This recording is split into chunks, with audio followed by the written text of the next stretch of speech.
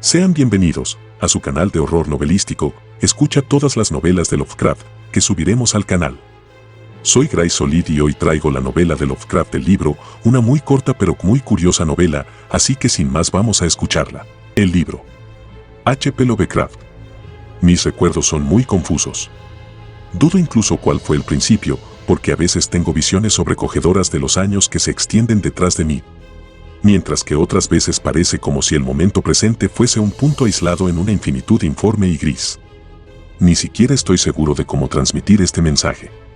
Aunque sé que estoy hablando, tengo la vaga impresión de que hará falta una extraña y quizá terrible mediación que lleve lo que digo a los puntos en que deseo que me escuchen.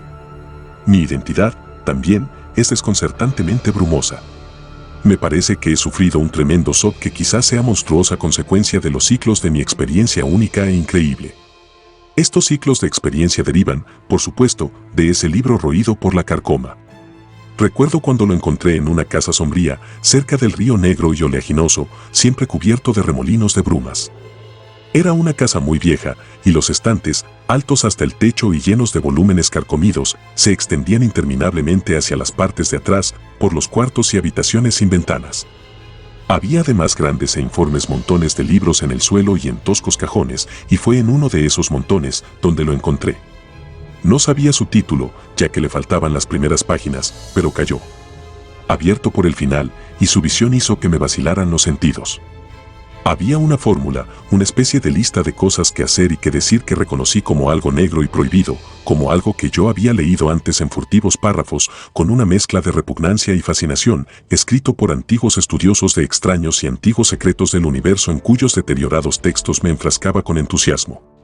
Era la clave, la guía para ciertos accesos y transiciones sobre la que los místicos han soñado y hablado con temor desde que la humanidad era joven, y que conducía a libertades y descubrimientos situados más allá de las tres dimensiones y de los reinos de la vida y la materia que conocemos.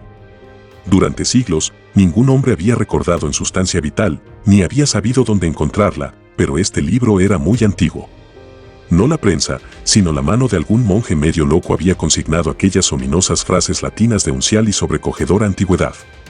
Recuerdo cómo el viejo me miró de reojo, soltó una risita e hizo un signo extraño con la mano cuando me lo llevaba. Se negó a aceptar ningún dinero por él, y solo mucho después supe por qué. Mientras regresaba apresuradamente a casa por las estrechas, serpeantes, neblinosas calles del barrio marinero, tuve la horrible impresión de que me seguían unas pisadas furtivas y apagadas. Las casas destartaladas y seculares, a ambos lados, parecían llenas de una fresca y morbosa malignidad, como si se hubiese abierto de repente un canal de saber malvado hasta ahora obstruido.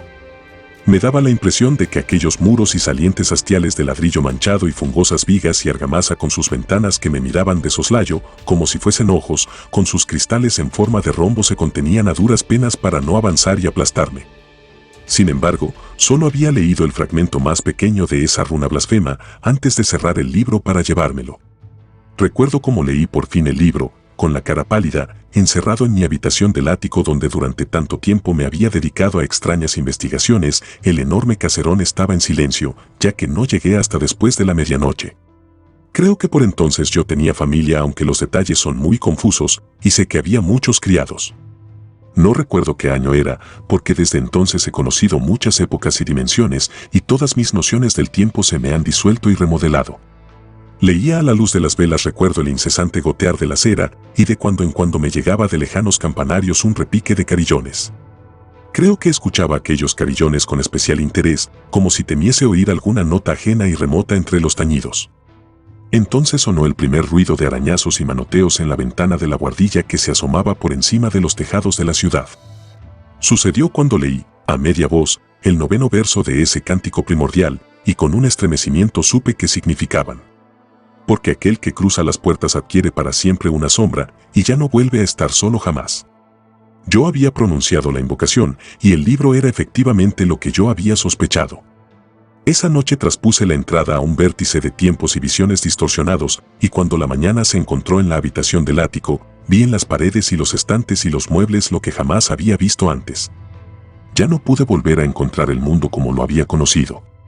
Mezclado con el presente veía siempre algo del pasado y del futuro, y los objetos en otro tiempo familiares parecían extraños en la nueva perspectiva que captaba mi visión ampliada.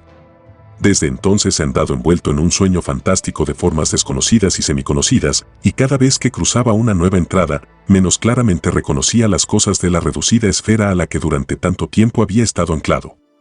Lo que yo percibía a mi alrededor no lo veía nadie, y me volví doblemente taciturno y distante, por temor a que me creyesen loco. Los perros tenían miedo de mí, porque sentían la sombra exterior que jamás se apartaba de mi lado. Pero me sumergí más aún en la lectura de libros y pergaminos ocultos y olvidados, a los que me guiaba mi nueva visión, y crucé nuevos umbrales de espacio y de formas de vida en mi trayectoria hacia el corazón del cosmos desconocido. Recuerdo la noche en que hice 5 círculos concéntricos de fuego en el suelo y me encerré en su interior, entonando esa monstruosa letanía que el mensajero de Tartana había traído.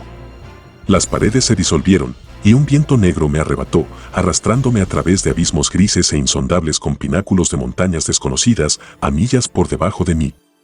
Poco después sobrevino una completa negrura, luego, la luz de minadas de estrellas compusieron extrañas y desconocidas constelaciones. Finalmente, vi una llanura iluminada por un resplandor verde, muy por debajo de mí, y distinguí en ella las retorcidas torres de una ciudad cuyas construcciones jamás había visto, ni leído, ni soñado yo.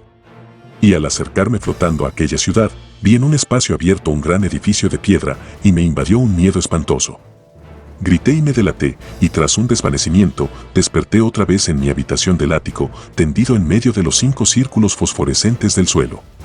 En el vagabundeo de aquella noche no hubo nada que fuese más extraño que las experiencias de las noches anteriores, pero sí sentí más terror, porque sabía que estaba más cerca de esos abismos y mundos exteriores de lo que había estado antes. En lo sucesivo he sido más precavido con mis fórmulas encantatorias, porque no tengo ningún deseo de separarme de mi cuerpo y de la tierra, y quedarme en los abismos desconocidos de donde no podría regresar. ¿Te ha interesado esta novela? Pues pásate por las que te estoy dejando, y que seguro te serán igual o más interesantes. De igual manera te recomiendo pasarte por los vídeos del canal, que seguro más de uno no te dejarán indiferente.